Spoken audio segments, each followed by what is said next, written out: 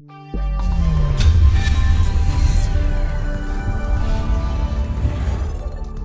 next we're going to go to the actual configuration of dynamic ARP inspection in the same VLAN with snooping, because we're going to make use of the DHCP snooping binding database.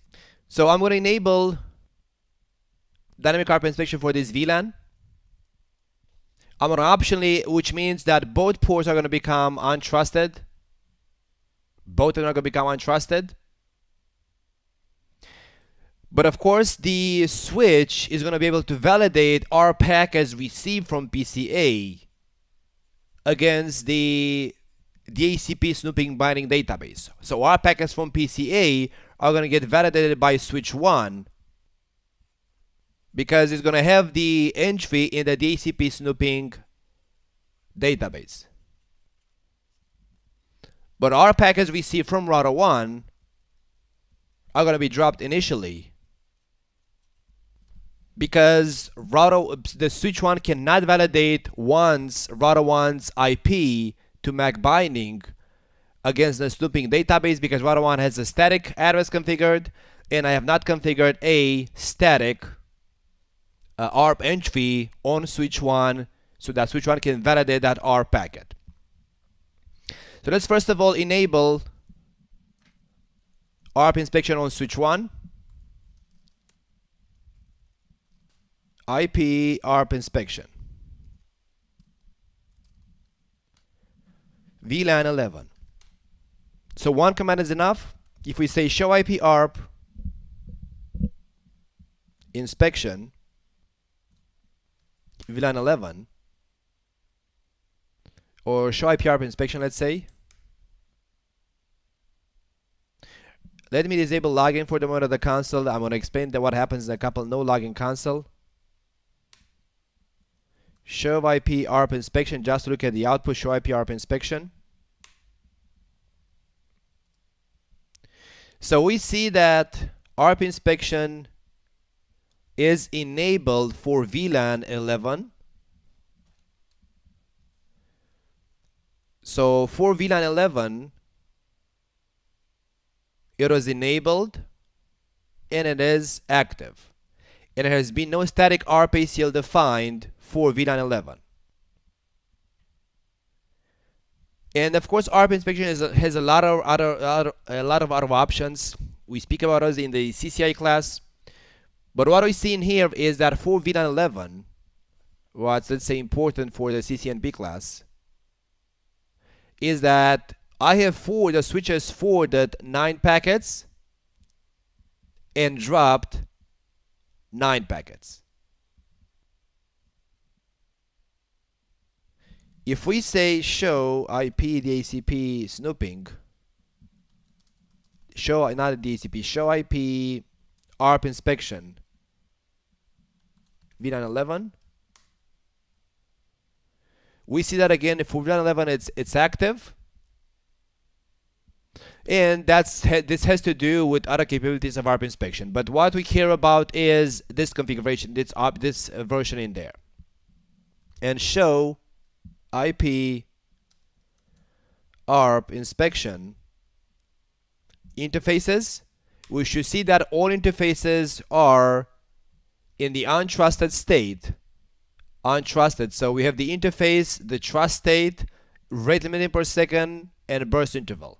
So all interfaces, like in the case of snooping, are dynamic ARP inspection untrusted, and it's a built-in limit of 15 packets per second of type ARP on each untrusted port in there.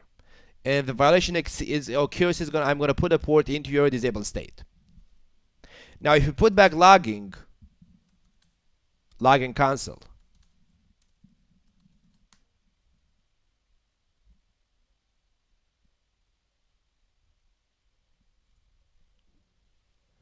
so what we see is, let's say, no logging console for the moment again. As expected, what we see, no logging console, is that the switch has denied via dynamic ARP inspection by validating an ARP packet against the DHCP snooping entry, because I don't have any static ARP entries configured on switch 1. One invalid ARP, which is a pipe resolution, request, resolution, I'm not sure if resolution request or resolution reply, it's one type of ARP packet, was received inbound from on that port, which is from router 1 on VLAN 11, and we know that's the MAC address of router 1 is configured from yesterday. So it's an ARP packet which router 1 states that the MAC address of router 1 is reachable at the IP address of router 1, and that ARP packet is destined to PCA in there. So as expected, the switch drops all incoming ARP packets received from router 1 because it cannot validate those against the snooping table or against static ARP configuration. But it's not going to drop ARP packets received from PCA.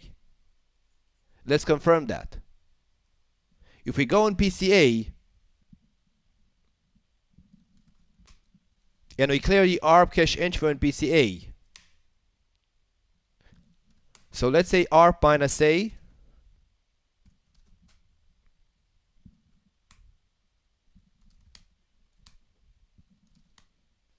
we see that we have a binding for,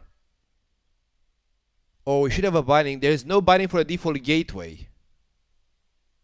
So there's no binding for a default gateway. There's no binding for 10.10.11.1.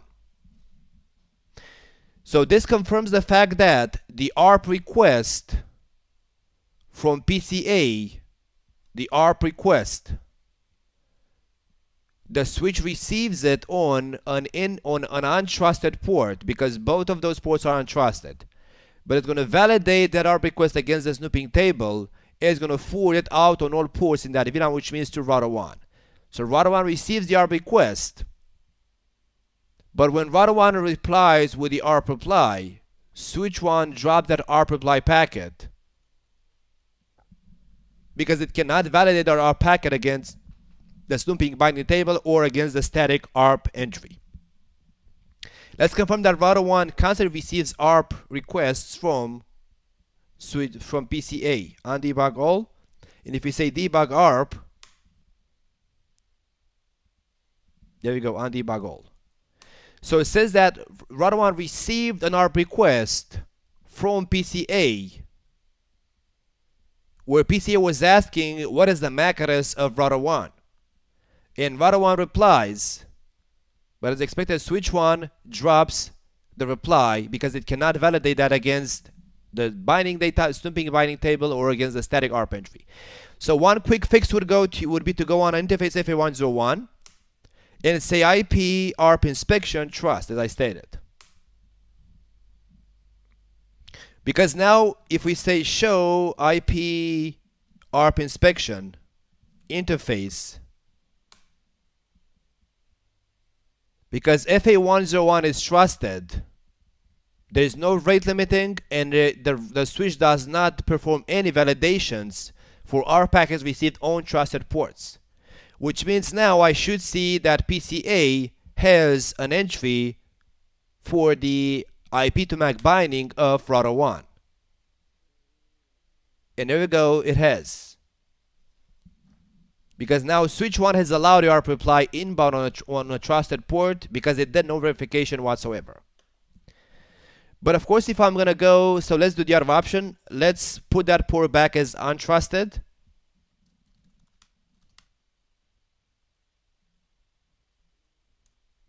Note this. And let's of course shut a port before we do any configurations back and forth. Give it a couple of seconds to make sure the port goes down. And then what we want to do next is we want to go, as I stated, now on switch 1. And now I'm going to leave also this port as untrusted. I'm going to leave both ports as untrusted. I'm going to go on switch 1 and configure a static ARP ACL, where I'm going to tell switch 1 that router 1's IP of 10.10.11.1 is reachable of whatever MAC address of router 1 is, which is, we know it's AAA.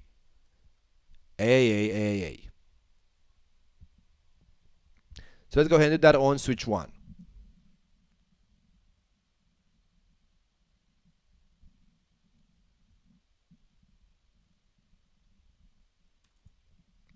So configure a ARP access list. Give it a name, let's say dynamic ARP inspection for VLAN 11. And we want to permit ARP entries from ARP packets from router 1, which means we say permit IP host. What is the address of router 1? 11.1. And what is the MAC address of router 1? So we configure the ARP access list, but because it's only configured, if it's not applied, it's useless. If we have one command in here, IP ARP inspection, VLAN 23, not that command, IP ARP inspection, validate IP. There is one command, IP ARP inspection, filter. There you go. We have to specify, so we've configured the static ACL, the static ARP access list, and then we have to apply it, otherwise it's useless. And the name was this, VLAN 11. If you put the static keyword, you disable the DHCP snooping binding interrogation. You're going to use only static ARP entries to validate oral packets. I don't want that. So what I've done is I've configured the ARP access list, where I have added in there the ARP access list. And I have added in there a static binding of router 1's IP to MAC. And then I have applied that list to be used by DHCP, by dynamic ARP inspection. So if it's just configured, it's useless. So then I told switch 1, okay, use that ARP access list to validate entries which you don't match in the DHCP snooping table. If you say now show IP ARP inspection, you should see that for VLAN 11, we now have a static ARP ACL configured, and before it was not there. And now still that ACL, all interfaces are untrusted. All of them are untrusted. And now when I'm going to unshut this port, both of them being untrusted now, our packets from router 1 are going to be validated against the static ARP ACL, and our packets from PCA are going to be validated against the DHCP snooping binding table. So let's go on switch 1, and let's unshut the port again.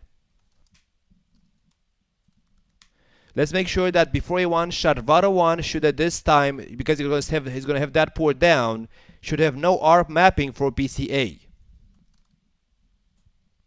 So 10, 10, 10, 11, 100 is not in there. When we unshut the port,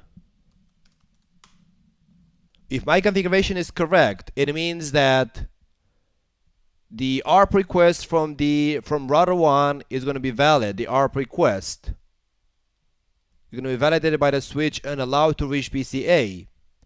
And the ARP reply from PCA is going to be validated by the switch and allowed to reach router 1, which means router 1 should have a mapping for PCA's IP to MAC binding.